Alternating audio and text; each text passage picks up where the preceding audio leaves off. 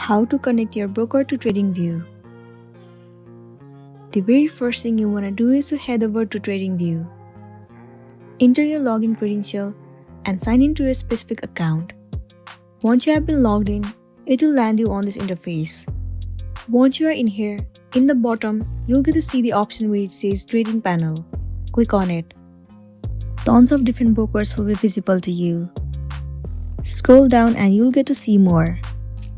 Select your specific broker.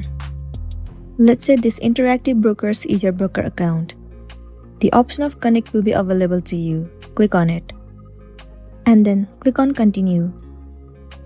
You have to enter the login credential of your broker account.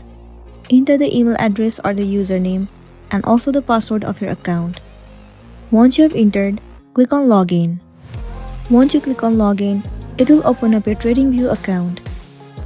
Now at the bottom, you can see it says Interactive Brokers Live, which means that your broker account has been connected successfully.